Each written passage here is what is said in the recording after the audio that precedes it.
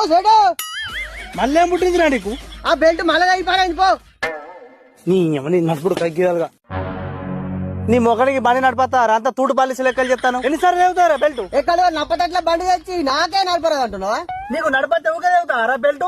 వాళ్ళు రైతులు వచ్చేవాడు పొట్టు పొట్టు తిరుగుతూ ఎటు పడతాడే ఓలే మందు డబ్బలు అవుతా అంటారు. నీ అవ ఓలే హోత్తా అంటారు నన్ను, ఓలే హోత్తా అంటారు నన్ను. నీ నడుపుడు కగ్గియాలు నడిపిన నువ్వద్దు నీ మిషన్ వద్దు.